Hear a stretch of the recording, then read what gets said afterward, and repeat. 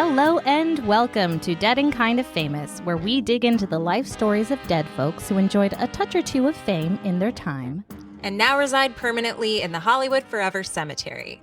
I'm Marissa Rivera, and I know nothing, but I do know that I'm very excited for this episode because it's our first time having guests. Yes, I know. And it's a crazy situation because Marissa still doesn't know anything, and yet she's sitting next to one of our guests. Yeah. One of our co-hosts for this episode. One of our co-hosts for this episode who's staying at her house on a fun excursion trip. And so this is all just blowing her mind, I'm pretty sure. I'm speaking for you, but I would imagine. You imagine correctly, yes. Yeah. So, and I'm Courtney Blomquist, and I know way too much about this episode and, you know, like everything else, but I don't know what's going on. I'm going to give you guys this is like normal gossip where you have no idea who I'm talking about, but I'm just going to tell you. So I have no idea what's going on with these people that live next door to me. It is the biggest drama of everybody being like, it's a crack house. They text me about it. Does it feel cracky to you? I mean, it does. Look, it does. There was somebody chasing someone with a 2x4 the other day being like, you're messing with my girl. That happened. It was so, but at the same time, then these there's two dogs and they're pit bulls, which is scary for that kind of house. So they ran into our yard today when I was coming back from a walk and and I just kind of froze because I'm like, I don't know these dogs. I don't know, but they seemed okay. Mm-hmm. And Iris just kind of waved at them. They went away. And then the lady came over for the first time and was like, I'm sorry about the dogs. Don't call the cops on us, because the guy behind us calls the cops on them all the time. Wow. And I was like, it's okay. Whatever. And then meanwhile, he's the guy living back there that calls about him all the time, texting me about it. I was like, are you okay? I saw the dogs. Are you okay? I saw the dogs. I saw the lady come over. And I'm like, I feel like everyone's watching me and I don't know who these people are. And it's a lot. So yikes. Big that's yikes. What I don't know. Sorry, I had to get that off my chest. It's part of the reason I'm a little frazzled today. But I have to take this moment today. We have some very special guests, just like Marissa said, that we want to introduce you to, because this episode is like a hybrid of our show and another amazing podcast called Because It Was On, which analyzes the TV shows of yesteryear.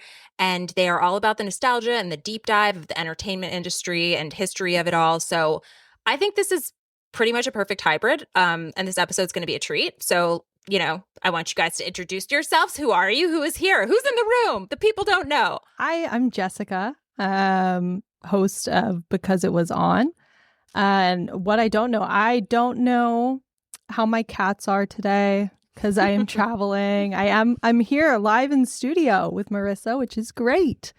But that's what I don't know. So sad. And I am Zach, the co-host of Because It Is On. And I don't know how to repair a small engine, which I didn't know I would ever need to do. But I've been trying to get a vegetable garden going today, and the rototiller I got did not work. And it might as well have been made of magic. I don't. Oh, yeah. I mean, I thought that they were made of magic. I did not know where you were going with that. You're like, I was trying to do a garden after you said you need to fix an engine. And I was like, I don't know how these things kind of go garden together. Is the Yeah. I didn't want to dig it with a shovel. I'm lazy. No. Don't do that. No. I ripped up half the yard myself. And pretty much broke my back. I took myself out for 3 weeks. Not worth it. Yeah. I did that moving all the topsoil. So just don't do it. Don't. Yeah. I can't do it because there's, my neighbors. So I'm just don't go outside. It's fine. But so you guys also know, I just have to let everybody know, Zach and Jessica also know everything that's going on about this episode, and actually more than me in some regards. So, we kind of have to catch Marissa up to a degree right now. We've given you some clues, I feel like, already. You've given me zero clues. I feel like if you really thought about it, you could, you could. All I know is that Jess and our friend Nora. So Jess and Nora are together. Mm-hmm. Nora's our mutual best friend. Yes. And so that's how this all happened. They're staying here and they keep whispering about what's going on in this episode. And I'll come into a room and they'll suddenly stop talking. And I'll be like, what? What are you? I feel like you're talking about. No, we're just talking about the episode. We're talking about the episode. Shh. Yeah, you're fine. Yeah. So, all right, Marissa, I don't want to keep you in the dark any longer. So let's give you something to work with here, starting per usual with a name and a grave. So this week, we are discussing the life of James Michael Tyler. Marissa, have you heard of James Michael Tyler? No. Okay. It's, not to be confused with like Chad Michael Murray or another confusing three-namer of this. Yeah. So 3 first names named. 3 first names. It's true. I know. I thought about that. It's true. So let's look at this tombstone. Okay. I have a few different photos here. Are you following? I'm following. Okay. It is a classic tombstone, kind of like really beautiful, like kind of like a retro, like Art Deco style. Cool. Yeah, it's like curved on the sides. It looks like it could be like a jukebox or something. Yes, that's what it looks like. I'm loving the bench. That feels very luxurious. Yes, a place to sit and admire the headstone. There is his face, a colored, full color image of his face. They really sprung for it. Yeah, on top of what looks like the inscription. I think says "See you later."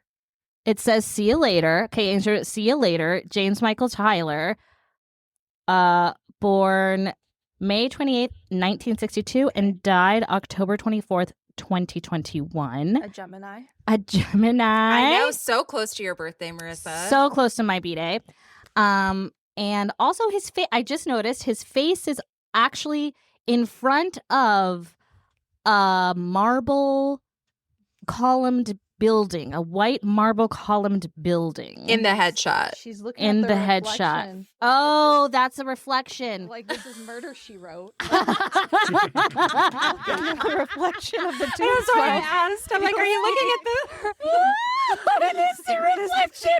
Is there an escape room? You can actually see the woman taking the picture. You can.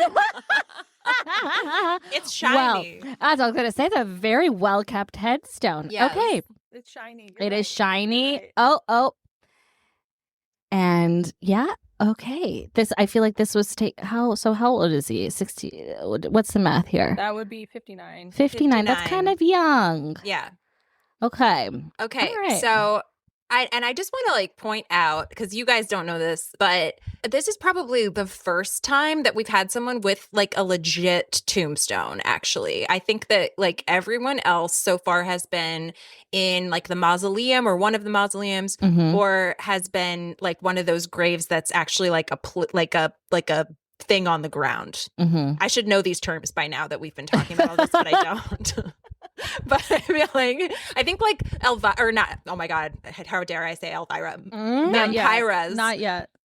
Vampires is like a little propped, That's true. So like it's kind of on the ground, but it's like looks like one of those pillows that you like read on in your bed, yes, that you like lean your back on.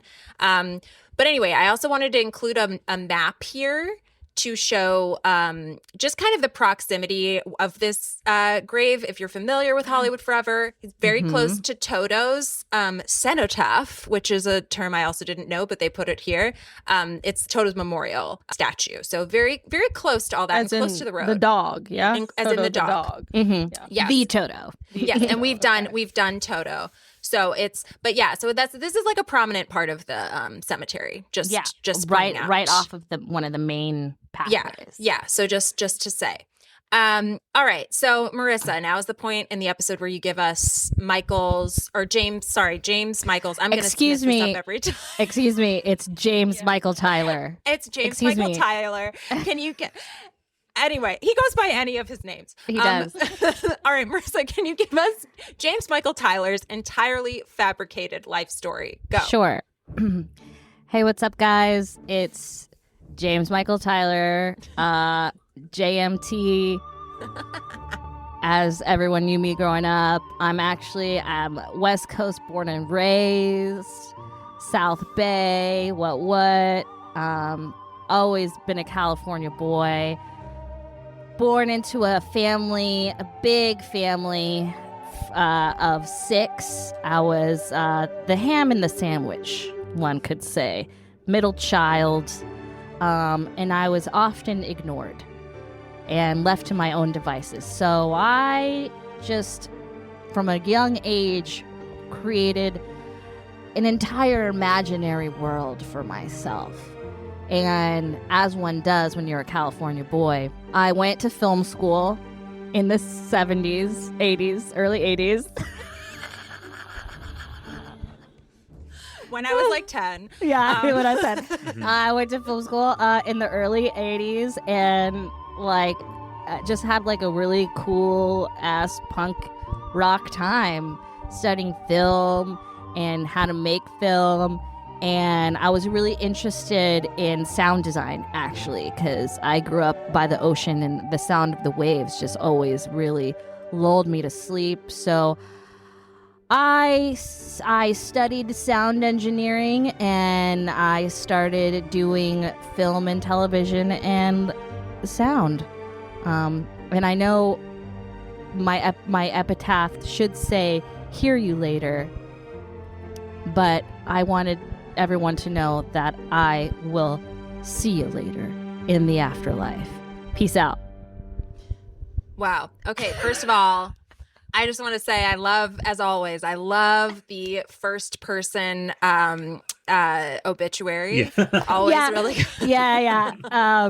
I switched to that like midway through this season, and I was like, you know what? This is it stays. I like it. It It makes I like it this person. Yeah. Yeah. I know, really I'm felt gonna connected to taking notes for my my death. But hey, what's up? What's up, everyone? I'm dead. It's like my will only says you must print this obituary that I wrote myself in my voice. Okay, thank you for those lies. Now let me share the truth and a little bit more about how we are tackling this episode as a hybrid collab with Because It Was On. First of all, actually, before we do that though, can you guys, because I described your show, but would you want to describe it a little bit more? Or, you know, yeah, a little better. Sure. Yeah. Our intro tagline is, we're like that fancy film podcast, but for people who like to talk about that episode when Tootie got trafficked in this Facts of Life, or, you know, any plot line, right? And then we added something to it. What was it, Zach? Social and yeah, you got it. We only say it like a million half the times. time. We discuss about the social and political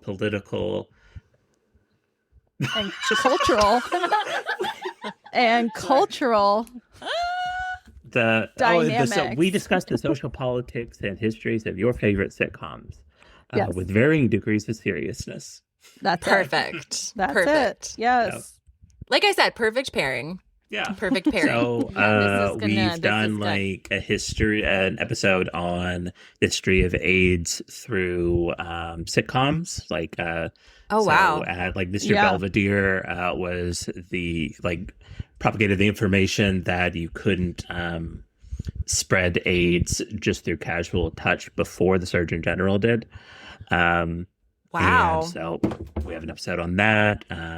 We have an episode on what are the highlights? What would you like to hang your hat on, Jessica? Yeah, there's a few ones that I really like. We had an episode on masculinity comparing Frasier and Home Improvement. It was really interesting, actually. That's incredible.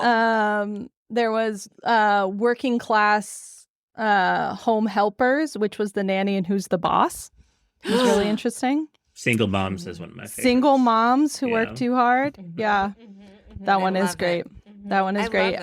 Is Lois a Good Mom from Malcolm in the Middle? I listened to that episode and I loved it. That was great. Yeah. That was really great because you were very fair. I like that. I feel like you were very, very fair in assessing her as a mom, you know, criticism where it's deserved. Like her, you know, military torture tactics, like maybe not so great, but other stuff, good. What is she going to do? What is she going to do? She's overrun. She's overrun. They convinced her she had cancer. Yeah. And her husband is like, I don't know what he's doing. I don't even know what he does for a job. So yes, I get it, Lois. Look, like you're doing the best you can. I can't judge. So, exactly. Okay, great. So perfect. I will start. I have to say, James Michael Tyler is the man I thought I couldn't find in a graveyard of weirdos like Hollywood Forever. He is a very normal dude, a really nice guy, not insanely complicated or wildly eccentric. He's the dude in LA who was working in the service industry and essentially got his break by being capable, kind, reliable, and of course, lucky. Because Michael Tyler, JMT, landed a role on one of the longest running, most popular sitcoms of all time, Friends. Oh, wait. Is this Gunther? Yes. Oh, my God. I didn't recognize him without the bleached hair. I know. He's got dark hair in the photo. But now I see it. Chef's kiss, Gunther, for giving us your picture without looking like Gunther. Because this set us up perfectly for this episode. Yes. Oh, my God. Yes. Hi, Gunther. Yes. So Zach and Jessica are going to cover the character arc of his famous role, Gunther, while I will be covering JMT's life details. So I will kick us off with his birth. Great. All right. James Michael Tyler was born on May 28th, 1962 in Winona, Mississippi, or Winona, Mississippi. I bet they say it Winona down there, If you're from the Judd. the Judd. Winona. Yeah. Winona, Mississippi. Winona, Mississippi. Okay. Yep. So I got that wrong. I mean, usually Marissa does default to a Southern accent, so it's funny that the one time that you could have, that you didn't. So growing up, he preferred to go by his middle name, Michael, in true Southern fashion. Mm-hmm. He wouldn't start going by his first name / first two names until he moved to Hollywood.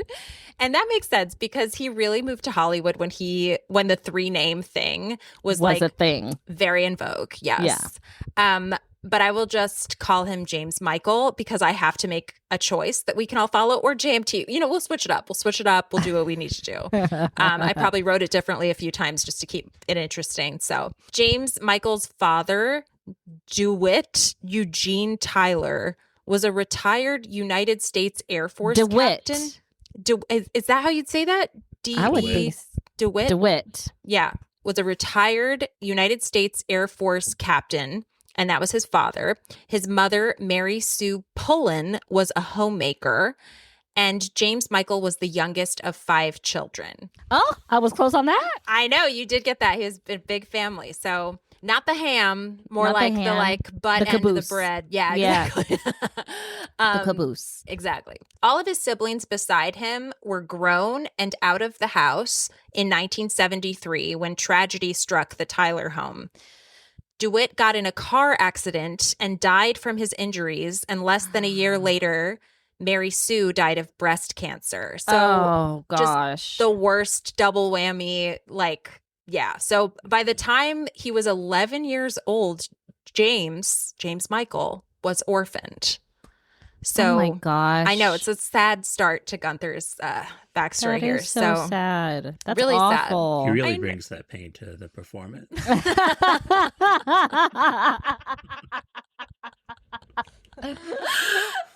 That's so funny. I know. It's the sadness in his eyes. So his sister Linda welcomed him into her home where she was raising an 18-month-old daughter and expecting her second child. So, she had time to spare to raise her brother. To raise a preteen too. Yeah, exactly. He was in 6th, 7th grade, something like that at this time. So basically his nieces grew up with him as a brother.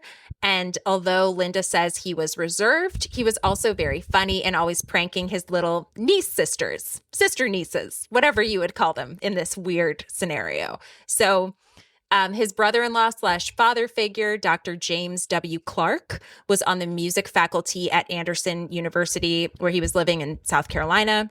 Oh, did I not say that here? That's important.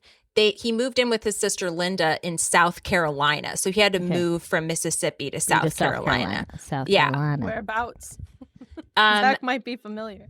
Oh, yeah. I grew up in South Carolina. Did you? Oh, my gosh. Well, it's where Anderson University is. I think it's Anderson, South Carolina. Let me see. Yeah, I didn't write that here. Yeah. So correct me if I'm wrong, listeners, because I'm not looking it up at this point. So that was his father figure, was his brother-in-law, basically. And he got him interested in music. So although he experienced extreme tragedy, he grew up in a loving and stable home with family members and everything. So that's great. Yeah. Best case for a worst case, you know? Yes. Best case, worst case. Best case, worst case. Yep. So later on, he graduated from Clemson University, where he majored. Do you know that? Clemson University? Yeah, all the worst people that I knew in high school went to Clemson University. Yeah, accurate. Clemson is a big rival for Florida State, so that's how I know Clemson. Yeah. Wow, okay. I didn't know. I didn't know. It's a very fratty school. That's my impression of it. Got it. Okay, well, that's where he went. Then Frat again, boy so Gunther. is Florida State. So right. So I think frats are more of a Southern thing than anything. I feel they're they're so vicious. They run the campus in the South. It's like why people choose certain schools, which is insane to me. Yeah. But they're like, what parties can I go to? That would be fun. What themed parties? Yeah, that I have to pay to be part of. I find Greek life to be so weird. Oh yeah, like this is such a tangent, but I tried to rush for a hybrid frat sorority, which is honestly like a terrible idea, and why would anyone do that? But I did. That to me sounds like the theater department, basically. And then they thought that I like ratted out the like theater hazing whatever party that they had, and that I was the narc. And so then they didn't let me in, and then later found out it wasn't true, and they're like, "We're sorry, you can join." And I was like, Fuck you. And I did. And then I transferred to a school that had no Greek life intentionally. So Jessica and I went to Roosevelt, and like Greek life there was just like occasionally like five guys would be like, "We're trying to get something going here." Yeah. It was that, and then like the one lesbian cult. Oh yeah, you did join a cult for a little. I did. I left before the service hours were done, so never was a full-fledged member. But yeah, those were the two options. Yeah. I literally had no idea what Greek life was. Like, I guess I had kind of seen it in American media, but like growing up in Puerto Rico, especially, like we don't have that shit. And I remember the first week in the dorms, the girl next door to me was like getting ready, and she comes out and she's like, "Oh yeah, how do I look?" I'm like, "You look cute." She's like, "I'm going to Rush," and I was like, "Oh, Rush off to where?" And she's like, "She's no Rush for like a sorority," and I was like, "I don't know what that." Like, I literally, she was throwing all these terms around. I was like, I don't know what you're talking. This is the first time I'm hearing these words. I don't speak Greek. I don't speak Greek. I speak English, kind of. So anyway, JMT. He graduated. JMT. He graduated from Clemson University as a frat boy. No, I don't know that. Where he majored in geology, but became very involved in theater. Well, since he's Southern, I'm going to do a Southern accent and fuck everyone. Including you, Courtney. I always make fun of you for it. It's fun. You do. I love it. I'll never correct. I accept. I love it. You do. I was fascinated with kind of being someone else. After I graduated, I had one job offer from Exxon to monitor oil rigs in the Gulf. Oh, that sounds awful. I know. That's the jobs you get when you're a rock boy, you know? He's got a geology degree. What else are you going to do with rocks? I'm a rock man. Yeah. No, I don't climb them. I just talk drill about them. You know? Yeah. Drill them in the middle of the ocean. Yep. God, those jobs too are like really well paying, and they're very dangerous though. Yeah. And they're isolated. It's like 6 months contract. It's like you have to be out there in the water alone pretty much for months at a time. And when I picture Gunther in particular, like, doing that, weirdly, it kind of works. I actually feel like it kind of works. I feel because he's like he could just like focus. He could be quiet and do his thing. And then like somebody would come by and he'd just be like, what? Like it kind of works for me. Yeah, imagine like the lighthouse, but Gunther keeps chiming in every once in a while as Robert Pattinson is like arguing with a seagull. He's like... No, I think he'd be best suited for a job where there aren't any women. So yeah, I agree. I think that's appropriate for Gunther. He needs to concentrate, yeah. But his fascination with being someone else won out and ultimately led James Michael to pursue an MFA in acting from the University of Georgia, which is in Athens, I believe. So he went to grad school. He went all the way. All the way. He ran the distance. What a pivot. I know. Rock star, I guess. Oh, yeah. So after his graduation in 1987, he sold cars in Olympia, Washington for a time, which honestly is not explained in anything and makes no sense to me. But as someone who has been a chocolate tour guide, knife salesperson, and bong photographer at various points in my 20s, who am I to judge? So... He had a survival job. Yes, exactly. I can't imagine him trying to sell anything. Oh, I know. He was probably terrible at it. Yeah, he was probably so bad at it. So a lot of good rocks in Washington, though. You know, maybe that's what brought him there. Maybe he was waffling. Maybe he had some fear about pursuing acting, and he was like, "But the rocks, rocks call to me." Yeah, and then they didn't. So let me see here. Anyway, he eventually made it to Los Angeles, where he had roommates and more random jobs, just like everyone you've ever known in LA, just a normal actor dude. Some of those jobs included being a barback at the Palace, selling keyboards at Guitar Center, and working as a barista at the Bourgeois Pig, a job he held for several years. Apparently, his low point was handing out samples of cereal in a grocery store. He recalls, "It was awful stuff, and hardly anyone wanted it. The store didn't want it either, so I ended up with an entire case of it. I took it home and lived off of it for 2 weeks." For anyone who cares, my low point in LA was when I accepted a weekend gig at a gaming and sport convention, thinking that it would be about basketball, and ended up signing people up for a hunting magazine as a vegan and handing out free knives to strangers. So... Relatable.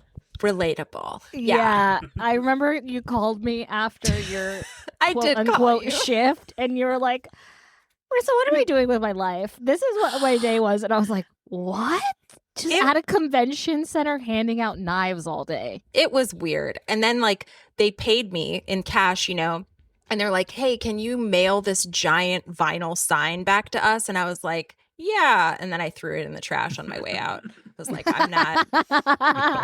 I'm done with this day entirely. And there's no fucking way I'm putting this thing in my car. So that's neither here nor there. JMT also worked as a PA on the Paul Newman war film Fat Man and Little Boy, which I had not heard of and is apparently not very good, according to Rotten Tomatoes. I've never heard of it either. Yeah, it's about the atom bombs or something like that. Dads need more films, you know. TMC's got to show something. So that's right. So as far as acting goes, he didn't get much work for 6 years outside of being an extra. And that is originally how he made it to the set of Friends on the first day of filming in 1994. An assistant director he had met on another job tipped him off to the opportunity. As James Michael recalls, he said, "Hey, there's another extra opportunity for you tomorrow. It's this new show called Friends, and it might even go 6 episodes. If you want it, you get paid $40 and you get a free meal." And at the time, that was very important to me. So he wanted to eat. I get that. The first few years in LA, you're like, free food? Free food? What? Yeah. Free food? I'm there. Yeah. So The reason James Michael specifically came to mind was because they needed someone who could stand behind an espresso machine and appeared to be using it properly for the Central Perk scenes. Most of the available extras had no barista experience, which is honestly kind of shocking. I was going to say, right? Really? Yeah, super bizarre. Like who? Where? It was the 90s. We just learned about coffee. That's true. Coffee just got popular just now. Yeah, people were still drinking Folgers. That's fine. But James Michael had several years of experience under his belt at that point. He was later quoted as saying, I honestly always thought my master's in fine arts would get me further in the acting world than knowing how to work an espresso machine. That was a happy accident, and I am very, very grateful to have had the skill. Yeah. Yeah. I mean, I guess whatever's in your... I don't think that would get you that far today. Be like, yeah, me too, asshole. Yeah. Also, the night before he showed up on set, James Michael had decided to help out an aspiring stylist friend. The evening before I went on for the first episode, filming as a background performer, a friend of mine wanted to practice on someone's head because they wanted to be a stylist. And I just volunteered my hair and they bleached it. And I showed up with that for the first episode and the executive producer liked the look. Big risk for... I don't think you're supposed to do that. Just randomly show up with a radically different hairstyle. I guess, but if you're an extra, like, does it, like, yeah, who's watching? Right. They're like, we don't care, like, is the idea. Guess, but right. So, like, I think that's why he's like, whatever, I'm making $40 and getting like a lunch. It worked. It worked. So they also appreciated his attire choice, a bold maroon blazer and a wide, gaudy tie. He was doing his best to dress the way he imagined a New York barista would look. So, honestly, I love that. Yeah, I knew you would love that because you are so good at that. Marissa is so good at, it's just part of why you're so good at what you do. But I feel like you're like, okay, this is like these 4 lines that I'm getting about this person. And now I'm going to create an entire outfit that is exactly who they are. And it's like always perfect. And I'm just like, how do you do that? It blows my mind. It's an incredible ability. And I must say, like, not to toot my own horn, but a lot of the times I'll show up to the wardrobe fitting and they'll ask me to bring what I wore to the audition and callback. Because I also do that. I wear the same outfit for both the audition and callback because if I figured out the outfit, I'm not going to figure it out twice. You know what I mean? So I wear the same thing and I always bring it. And I would say probably 70% of the time I wear at least most of what I wore in the audition. I wear my own wardrobe, which they pay you for, which is nice. Wow. Clothes I already own and they pay you extra to use your clothes. What about when you borrowed stuff from me? Like, did I get a cut? I just don't remember that. So. Yeah. Remember all those coffees I got you? Because coffee is really popular. And although he was required to look like he knew how to operate an espresso machine, James had the unique challenge of convincingly operating an intentionally defunct antique espresso machine. So it looked really pretty, didn't work on purpose. Grinding espresso beans would have caused sound issues. So he passed empty cups to the other extras and they mimed drinking. And then they brought in like real coffee for the main characters, basically from somewhere else. So that's how it was done. That's how the magic was made. To this day. So you'll have coffee, a coffee station or a coffee and tea truck at Crafty, and a lot of the time the higher ups will prefer a different coffee, and so the higher ups will order out coffee and get special coffee delivered even though there's like coffee on demand, and it's fine coffee, but there's coffee like on demand. That is a baller move. Yeah. That's what they were doing in like the final 4 seasons of Friends, I bet, Before that, they're like, we can do that. Yeah. They're like, no, we're worth $1 million an episode or whatever it was they're making. So executive producers David Crane and Marta Kaufman took notice of him. Now I'm Marta. Okay. When he started as an extra on Friends, his unique spirit caught our eye, and we knew we had to make him a character. Sorry, Marta. By the second season, Marta asked him if he had real acting experience. James Michael responded with a deadpan, "Well, I do have a master's of fine arts degree." The next week, he was given a name, Gunther, and a line. Yeah. Said with gusto. He went on to appear in 148 episodes and have a long-standing storyline of harboring unrequited feelings for Rachel Green, which I'm sure we will discuss.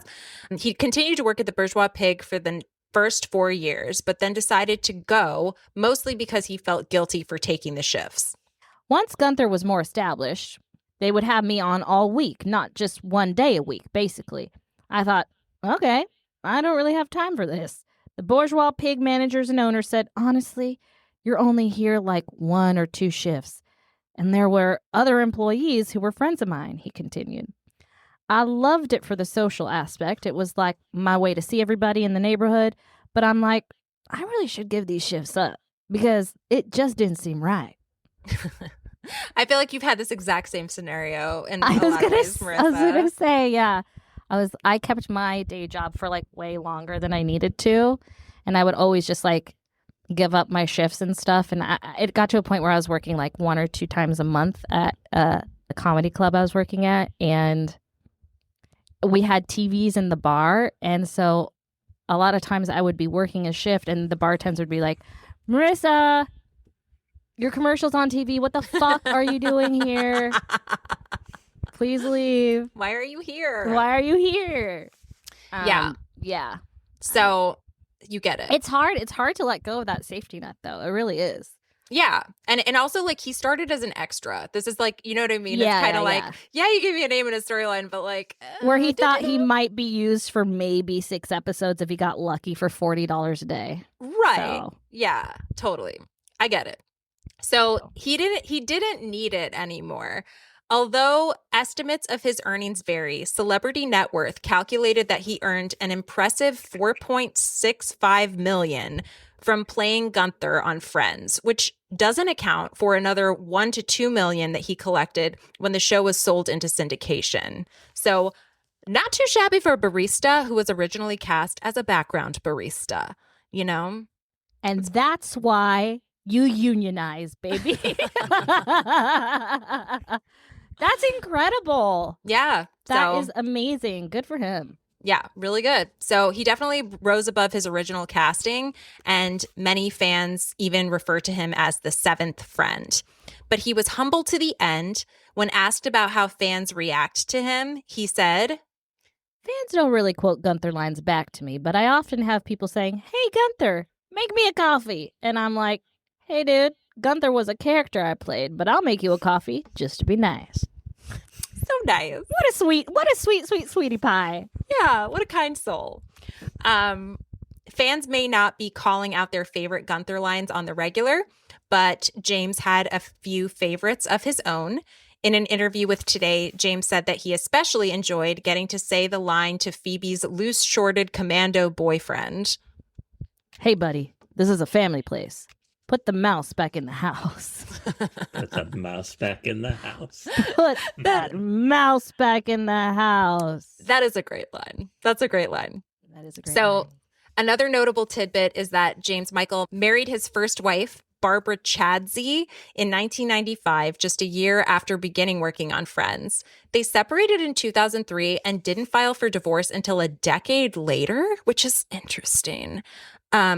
Some sources list Barbara as a personal trainer, but I don't really know who she is or what she did for a living. But, you know, fun facts, like just a side note. He was married a lot of this time. Married, yeah.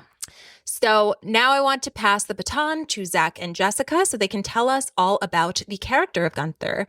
But real quick, let's hear how James Michael himself would describe the character. I would say Gunther is a nice guy. He's a very shy guy. Inexperienced in the ways of love, but a good soul, a good heart deep down for everyone, except Ross. Okay, time for our bullshit. Oh, yeah. Let's go. Yeah, we gotta go now. Let's go. Let's go. Time for what we do. Yeah, I think there's like two ways to think about the character of Gunther. I know this time's like set aside for us to talk about his arc, and it's like Gunther doesn't really have an arc. It's arc is a big word for what it is. Just a consistent, so he was in like, 148 episodes, but a lot of the time he's just doing whatever. He's just saying, "Here's your coffee." No, his whole thing is he's in love with Rachel. So it's like, I think he's best contextualized in like the trope that's really common, which is like the harmless weirdo. The harmless weirdo who's in love with a woman well out of his league. So he doesn't really know he exists. Yes, right. Who doesn't, at best doesn't know they exist. At worst, is hostile to the affection. And so this is like other examples of this trope are like Screech from Saved by the Bell. Totally. With Lisa. Extremely harmful weirdo. But also harmless. I think we'll talk more about the trope, right, of the harmless weirdo and kind of like what that means and why it exists and like what it might say about our culture, because that's our bullshit that we do. And yeah, so Screech is an example. Fez from that 70s show is an example. What are some other ones? Craig from Malcolm in the Middle. Zach, you got any harmless weirdos you can think of? Wait, Craig from Malcolm in the Middle. Who is Craig? He worked at the grocery store with Lois. Right, yeah. Oh, Urkel? okay. Urkel, the biggest one of all, perhaps. Urkel. Yeah. Yeah. Related kind of to the nice guy trope. I think we talk about they're the opposite ends of they're the flip side of the coins, right? Yeah. Like the nice guy trope is like girls don't like the nice guy, and like nice guys always Ross finish is last. the nice guy. Ross is the nice guy. Gunther's the weirdo. Yeah. Okay. That's just if it's that 70s show, Eric is the nice guy, Fez is the weirdo, right? Okay. Like they don't always come in pairs, because no one on Saved by the Bell is the nice guy. No, They're in hell. They're in hell. That's our canon for Saved by the Bell. Is it actually takes place in hell? Zach Morris is the devil. Zach Morris is the devil. He can control time. He is the devil, or at least a higher level demon. That's so funny. That's such a hilarious take. And I just remember the diet pills or whatever was happening with that episode. Yeah, so I'm so excited. excited. Yeah, classic episode. Yeah. And again, entirely Zach Morris's fault. What did he call her, fat or something?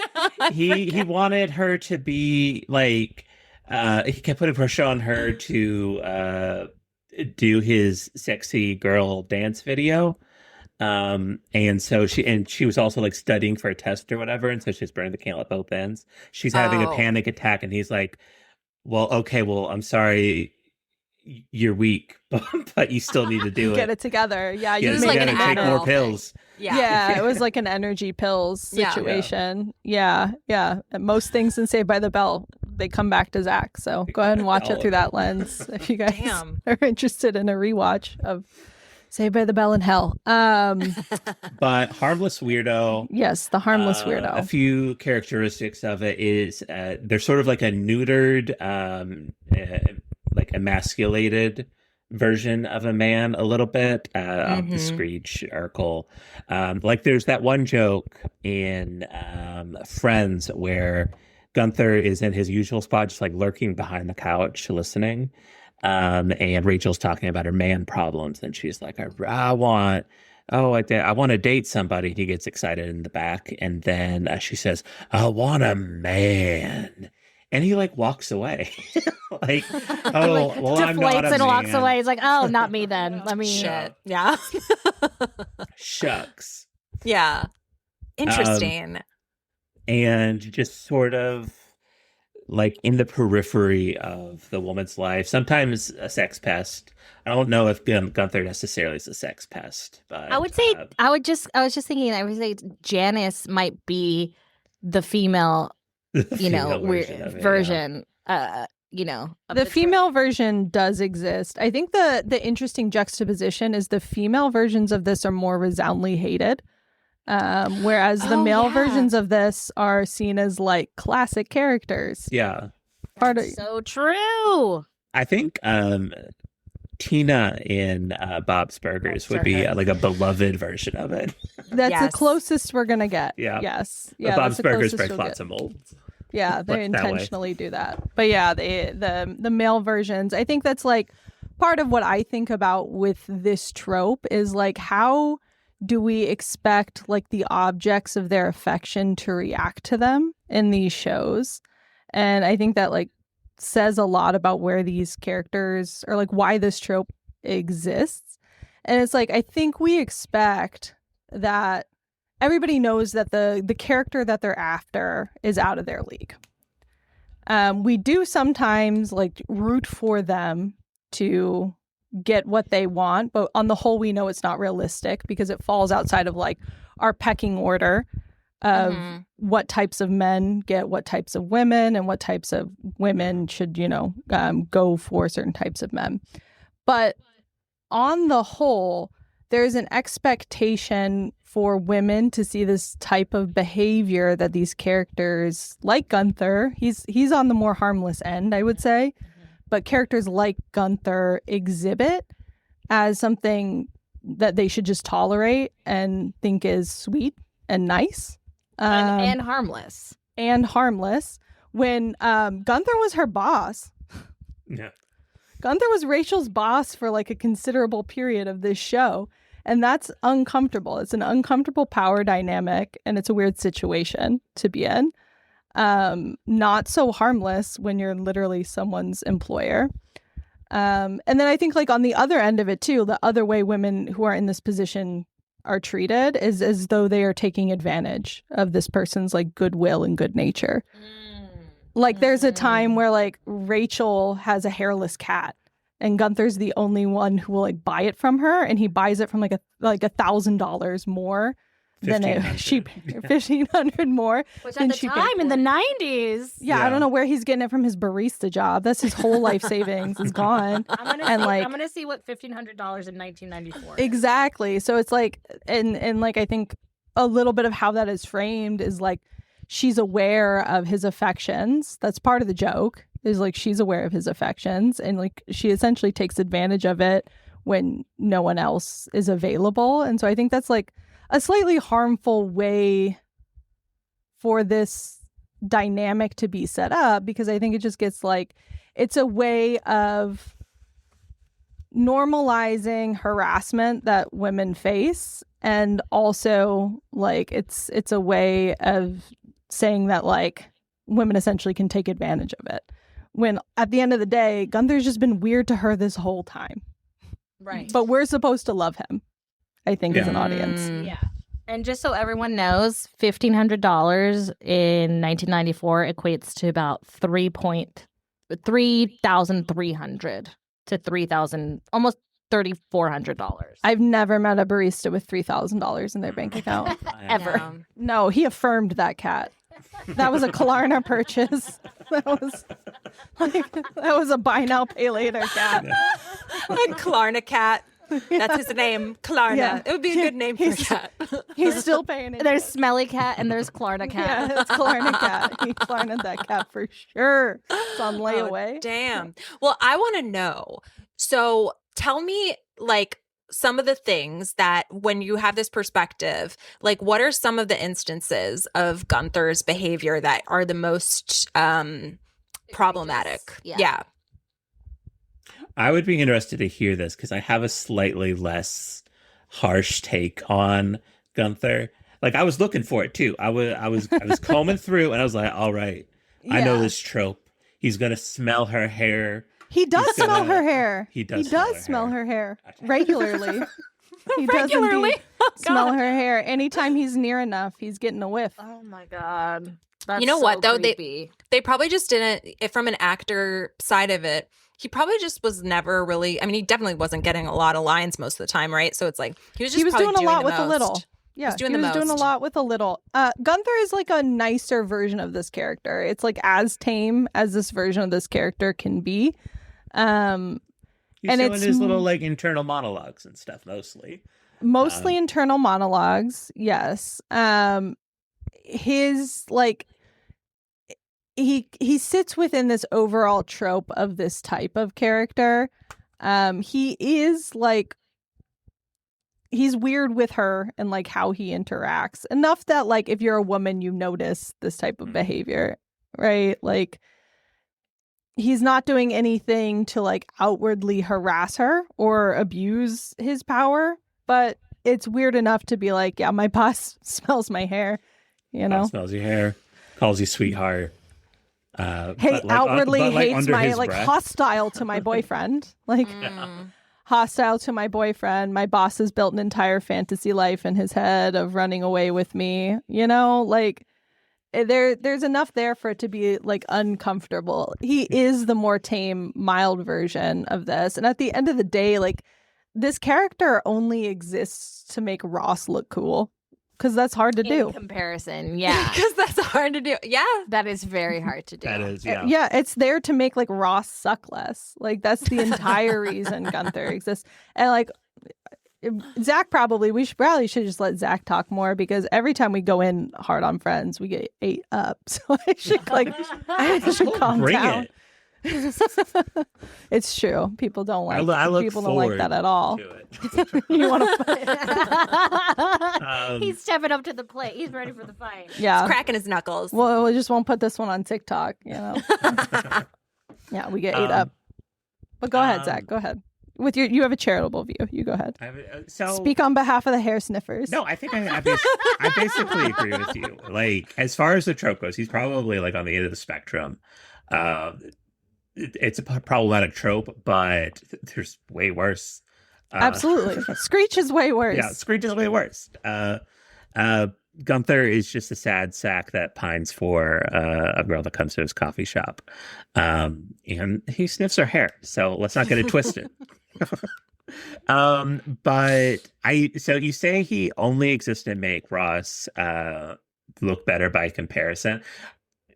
That's definitely one thing that Gunther does. He also, and this is like a thing with the trope of it characterizes the woman character as desirable. So Rachel is this it girl, and like everyone's obsessed with her, and you know, like she's floating through this New York life and stuff. And so Gunther, being one of the people that's obsessed with Rachel, is part of like defining her character, and that in itself can be a little problematic because it's defining her by her desirability for men. By the male gaze. By the male gaze, yeah. It's very male gazy. And the other thing that I think like Gunther does is it's the writing style of Friends, where it's a very meta show. It likes its references to itself. It's just sprinkled throughout. There will be like cold opens where like they did the one, I think it's called the one with the ovaries, where they did like a quiz show about themselves as like a little parlor game, but it was basically Friends trivia. They do that kind of thing. They will have like the other friends like listen in to Ross and Rachel arguing, and like they're acting as like an audience stand-in. There's references, like they'll call out the absurdity that you would ever be able to consistently get the same couch in a New York coffee shop. That sort of thing all the time. And Gunther plays a role in that a lot. He acts as the audience stand-in in a lot of the bits, where like Joey will be flirting with a girl and lying about himself, and Gunther will be in the back going, ha, ha, that kind of thing. Like I think Gunther had a bit where Joey walked up to him and said, "Where's Chandler?" He's like, "I thought you were Chandler."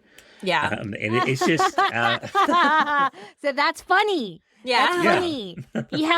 He also, it's like, the one-liner trope too, like the one sort of side character that has the good one-liners, you know, every other episode. Yeah. He's that too. Which I was always like, yeah, Gunther, get him with that line. Yeah. Because Marissa, you know, you have the unique gift of being able to have like one word, honestly, and like a side eye, and you get the whole point across. And it is a skill. It is a skill, you know? Yeah. Flips her pixie. Yeah. I'm flipping my pixie cut. Thank you. Yeah, But he's definitely the only one taking shots at pretty much anybody on the cast. Outside, like, he is the only nod that like they're living in a fantasy world. But so is he with $3,000 for a cat. So Yeah. Yeah, he did an unspeakable crime to get that cat. He did something awful. He he stole from the Central Perk for sure. He stole it. He took some of those golden beans out. Damn. Yeah, he did something shady. What if he did something really dark and that's the spin-off series? It's like Breaking it's just like breaking. Yeah, that's where I was going to. With the dad from Malcolm in the Middle just to make sure that, you know, they can pull it off. Just espresso flavored meth, you know? Oh my God. Can you imagine? That's where all of it's hiding. Gunther after dark. Grinder. Yeah. It is interesting to think about for a character that has only like one line, you know, or two lines in an episode, and in your life who that person is, which would be somebody like your barista, and then you don't really know anything about them. To you, they are a person who says like two or three things, but like, what the hell is going on back there? A lot. They're a person. They have a life. So I feel like there is a lot to fill in with Gunther for sure. Yeah, I was thinking today that he's kind of a little bit like a more modern character.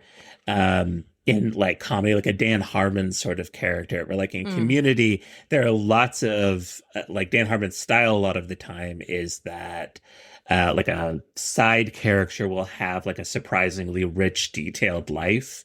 And we get like a glimpse of that, and it like challenges the narrative of or the structure of the show a little bit, where there's like a main cast, and it'll complicate things by having a really rich side character. And Gunther is like that a lot of ways. He speaks Dutch. He speaks fluent Dutch. Oh yeah, that's right. Soap star. Yeah, he was a soap star. Role. Yeah. He had that What? roommate. When? He's got $1,500 to throw on a cat.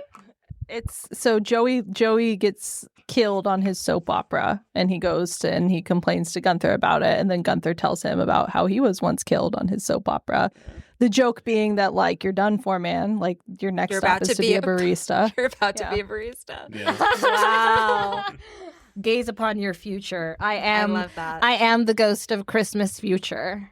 That's a good joke. That's funny. Yeah, That I feel is like funny.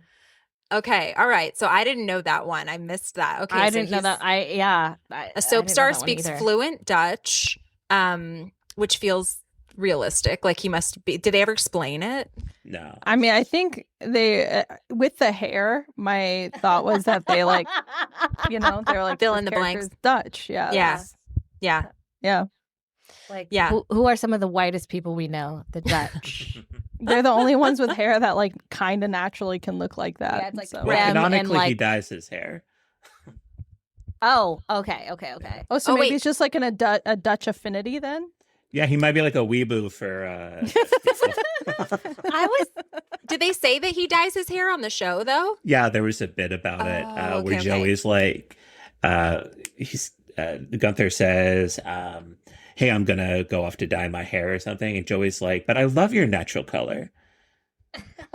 Damn. So baristas just always been like that, huh? Yeah. Baristas have just always been this way. I wonder if, because he became more of a character, I wonder if he had to dye his hair constantly, or if they did it for him, because the hair and makeup department does take over that kind of stuff. If you like constantly have to have a certain color or cut or something, they do like groom you. Like they groom you to have the same haircut so that for continuity and stuff. So I wonder if He is in charge of his own bleaching. If his friend just always did his bleaching. Yeah. What if his friend got a stylist job on Friends? Right? Because of him?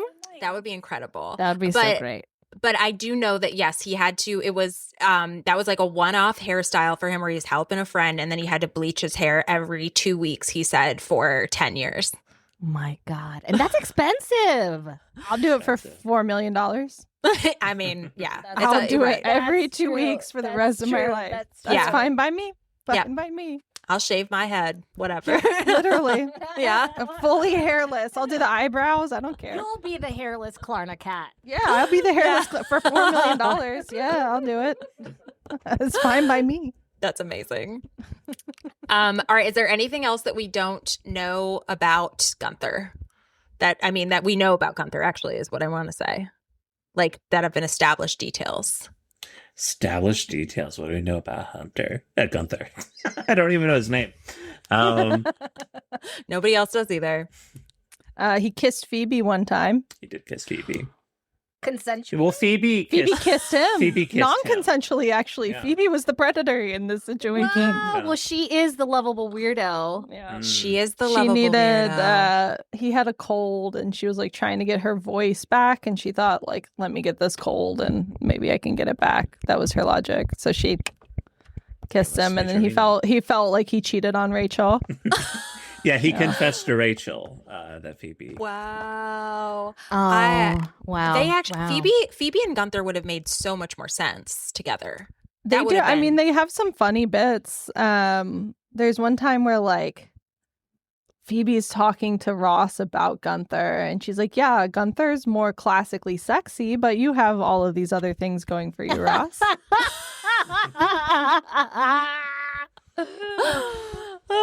They could still getting us today with these lines, man.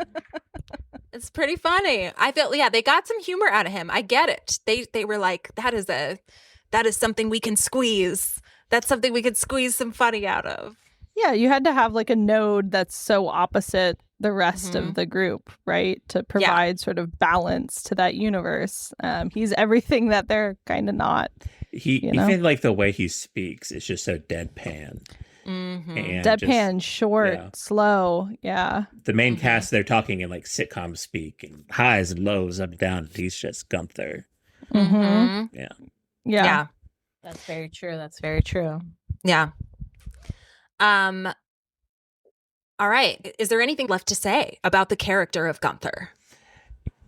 No. Yeah, no. There's not much. I mean, in the course of 148 episodes, he probably speaks for like a total of 10 minutes, right. You can go on YouTube right now and just see all the Gunther parts, only the Gunther parts, and it will take you about 10 minutes. It's not really that time consuming. You can do that. Wow. We did that. That's how we got here. If you want to talk arc, he does have a line in the last episode where he gives this big like confession of love to Rachel. Yeah. Yes. Again, very, very meta character because it's like Ross. He's foiling Ross there. Yeah, because Ross is like literally behind him. Yes, and the joke of it being that like, oh, Rachel doesn't know this. Right. Yeah, that's the entire joke, which of course she does. Right. I think she's like, aw. Yeah. There's one scene where she thinks that he's gay. And I think that's like big air quotes things. I think that this was a deflection strategy. Yeah. Oh, I have no idea. Yeah. I'm going to keep insisting you're gay. Yeah. I do feel like this whole angle on it is very interesting because for some reason I wasn't even thinking that way. And it might be because I'm not like such a friend's head that I'm like really thinking about the characters in a deep, deep way at all. But that's your job. And that's why you guys are here. Absolutely. Yeah. To be fair, we're not like, I want to avoid the allegations here of friend's head. our podcast. Oh, I'm not saying that. We invited you here and told you to be prepared. I want to refute the allegations of the Friends head. No, we do talk about Friends begrudgingly on the podcast. It's neither of our favorites. We did one episode on Friends, and it's like physically painful to listen to because we did not know how to do audio. It doesn't spark joy. Yeah, that's true. We still don't. We still have no idea what we're doing. But yeah, one of our first 10 episodes was the Ross and Rachel love story. Yeah, okay. The will they, won't they. Got it. Yep. Yeah, I remember having some fun. It was fun. It was just literally hard to hear because it's hard to hear. Yeah, we don't know what we're doing with our audio. We're really good every time we laugh, it's plugging. Like screeching. Yeah. Well, I make no promises with this episode, hopefully. I'm kidding. But I think that that's a very interesting take on it. You're bringing me back to like on the reverse side of it, actually. Like my head is going, as we've established in this episode, I feel like I've had a million weird jobs and I've had definitely my fair share of service jobs. And I feel like I feel like if I was Gunther, I would feel that's such a weird thing to say, but I like it's just maybe just because I'm a woman, but I would feel like Rachel in his job. Do you know what I mean? Like it's like where people you're like, oh no, that person's coming in again, and now I have to keep standing here. I'll tell you what, I would hate those clowns that kept hogging that couch. Yeah, day in and day out. Yeah, and probably buying one cup of like black coffee, if that. Yeah, sometimes only for sure, one of them's right. drinking. And Rachel was giving them free coffee too, so they're not. That's right. They're not even paying. You know. Wait, how long did Rachel have the job? She was not a waitress at Central Perk all that long. Like, okay, that's what I thought. I want to say it lasted like maybe a season and a half. And didn't she get the job because he liked her? I think she just had it starting out. I think she just had it. Yeah, because the first episode ends with her like running a runaway bride style. And I think she ends up getting that job just because they all go there. I think the Gunther having a crush on her bit only started in season 3. Yeah. Right, because he wasn't even like much of a character. He barely had any lines or anything, up until then. So yeah, it wasn't because of that. But yeah, by season 4, she's working for Ralph Lauren. She's working for one of the designers. She stepped up for sure. Okay. Some sort of fashion thing. But yeah, no, I think I was obviously very, very rough on Gunther. I think the actor does a great job. And I think the character is more harmless on the overall like spectrum of things. Yeah, how do you feel now that you know he was an orphan at 11, Jessica? Yeah, the thing that you see his need for attachment. You know, he's seeking attachment, constant rejection. You know, from the friends is probably very triggering. So personally, I can see a love for rocks and geodes in the Gunther. Yeah, character. You do. You see an appreciation for the strata. Striation. He's just he's sitting there behind the couch waiting for someone to talk to him about tectonic plates. So you could tell that's what Gunther's doing when he's not thinking about coffee. I bet he was studying geology. He probably has a rock collection. Gunther would have a rock collection. He would totally have a rock collection, or at least a pet rock. Yeah, I could see that. I could see that for sure. Yeah, gotta have something that loves him. And honestly, he probably just had a pet rock because somebody got him a gift and they had like no idea what to get him. Like they're like, what is your personality? I don't know. I'll just give you this. Yep. And now it's like a beloved item. Right. It's the only gift he's ever received. Yeah, it's the only gift he's ever received. Oh God. Yeah. This is turning out to be such a sad episode. Sad actor, sad and you know what? I'm about to make it sadder. Okay, great. Let's go for it. Let's take us past the character. So rolling into the post-Friends life of James Michael Tyler, Gunther was 100% his claim to fame and his biggest role. No surprise there. But he did have some guest star moments in other iconic shows of the time, like Just Shoot Me, Sabrina the Teenage Witch, Scrubs, iCarly, and Anger Management, to name a few. Okay. I mean, yeah, right. I feel like, Marissa, your perspective on this is important because it's like, that's not bad. It's not bad, but also like he made way less money on those than Yeah. On Friends, you know? Yeah. Yeah.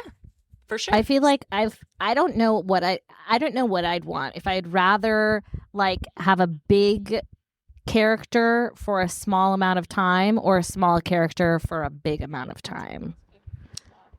Would the money be the money is always a factor, Courtney. I mean, I know it's a stupid question. You got to go for June Squibb career.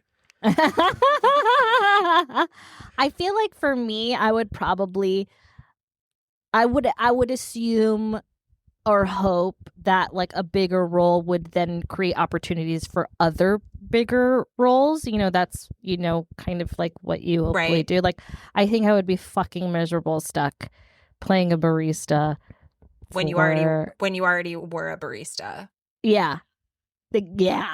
Yeah, I would hate that shit. It's kind of like being stuck in hell. I applaud his good humor and excellent attitude, which is probably why they asked him to stay on and kept writing him in. Yeah, because like ultimately when you're working with the same people day in and day out, you want good, affable, roll with the punches people around you all the time. And I think that's 100% true. Yeah. So anyway, he was always a true ambassador for Friends. He made appearances at a London pop-up of Central Perk in 2009, and in honor of the Friends 20th anniversary in 2014, he made appearances at a Central Perk replica in New York as well. So he was always showing up for these kinds of things that nobody else was, I'm sure, showing up for. Oh, yeah.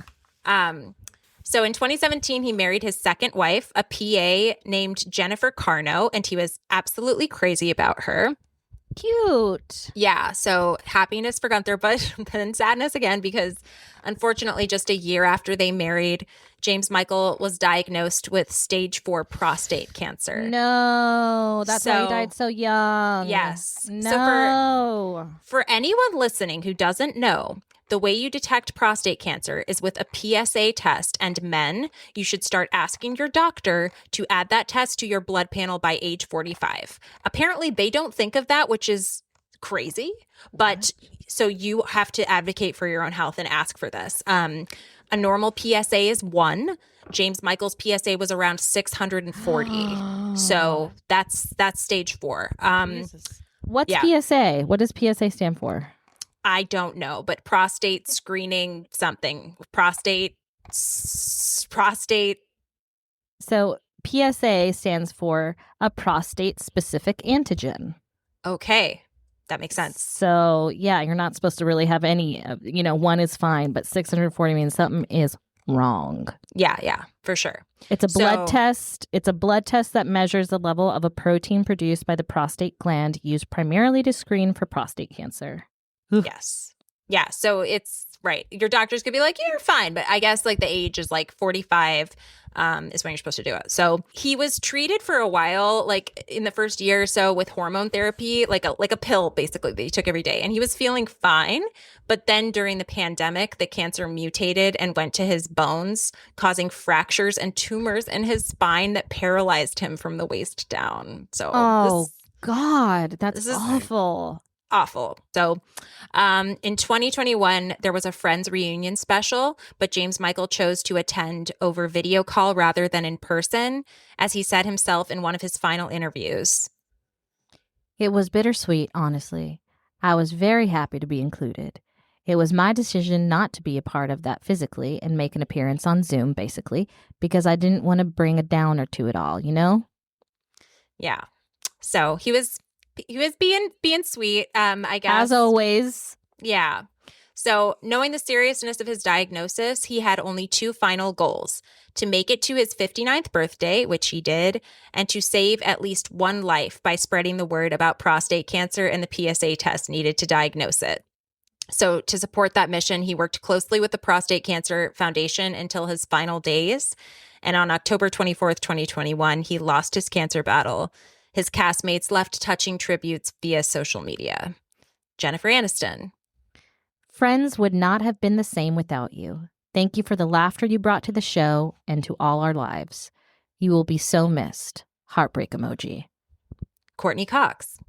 The size of gratitude you brought into the room and showed every day on set is the size of gratitude I hold for having known you.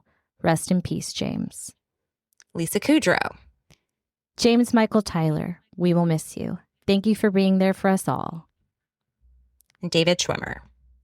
James, thank you for playing such a wonderful, unforgettable role in Friends and for being such a big-hearted gentleman and all-around mensch off screen.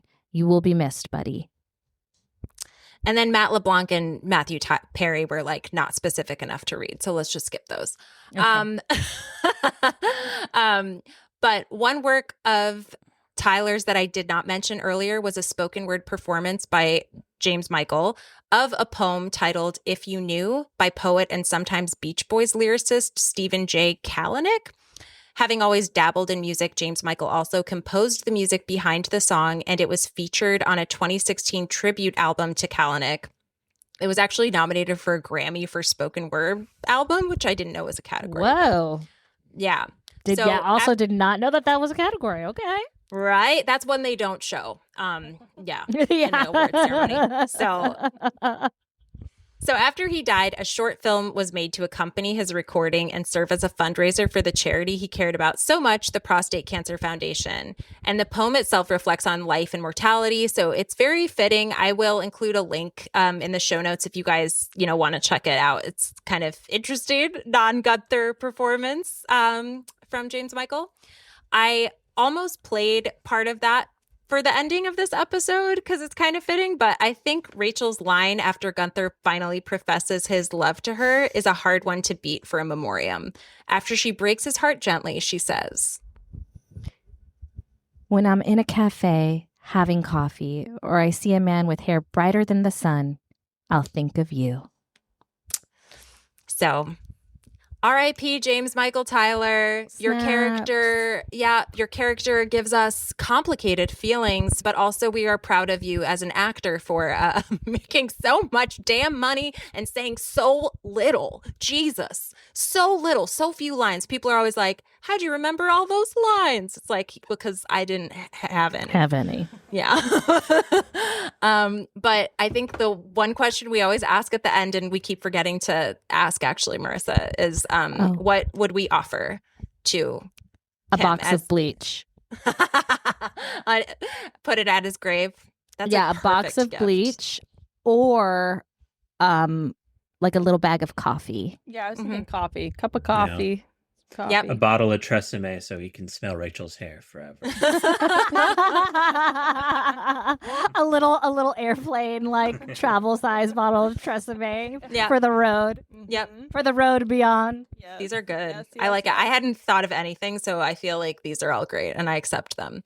Okay, you guys, this was so fun, and I think all of our listeners, please listen to Because It Was On. You get a flavor for it, right now, what that show is all about. I feel like you guys are, I feel like we're pretty similar. Yeah. I like it.